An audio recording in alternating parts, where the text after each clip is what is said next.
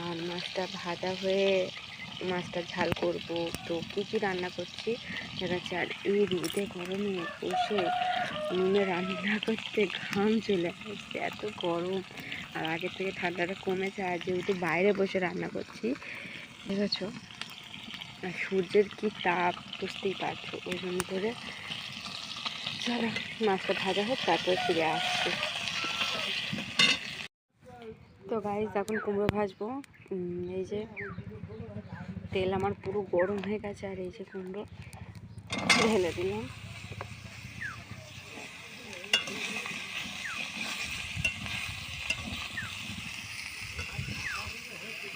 এত রোদ, এত গরম, কুমড়োর কালারগুলো দেখাচ্ছে না।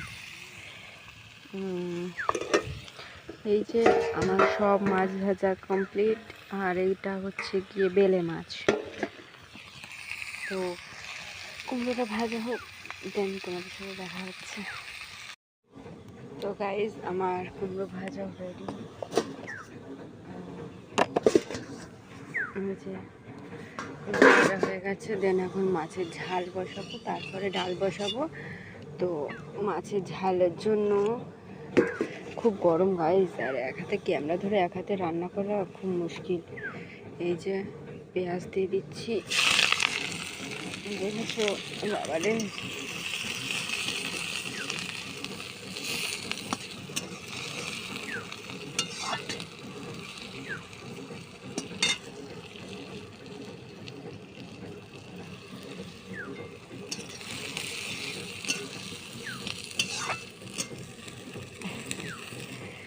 আর এর মধ্যে যা দিতে হয় নুন, ঝাল, হলুদ, আদা রসুন বাটা দিয়ে ভালো করে কষে তারপরে জল দিয়ে মাছ দিয়ে দেবো। তো রেসিপিটা তোমাদের আর আমি দেখালাম না। দেন সব কিছু রান্না করে কমপ্লিট করে তোমাদের কাছে আমি আসছি, কারণ এক হাতে ক্যামেরা ধরে আর এক হাতে রান্না করা খুব মুশকিল। আর এই যা গরম, খুব কষ্ট হচ্ছে, গরমে মুখ জ্বলে যাচ্ছে যেন। তো চলো তোমাদের কাছে রান্না করে এসে দেখা হচ্ছে। তো দেখতেই পাচ্ছ এখানে আমার ভাত রেডি হয়ে গেছে, আর ভয়েসটা তোমরা হয়তো ধান পেটার আওয়াজ শুনতে পাবে, যেহেতু আমাদের ঘরে এখনও ধান পেটা হচ্ছে। আর এই যে এদিকে আমার কুমড়ো ভাজা হয়ে গেছে। তো ভয়েসটা জানি না কীরকম হবে, তো তোমরা একটু ম্যানেজ করে নিও।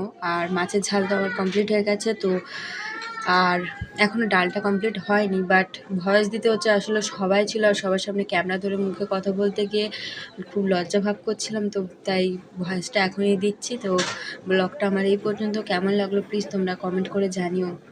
আর নেক্সট ভিডিও ঠিক আপলোড করব।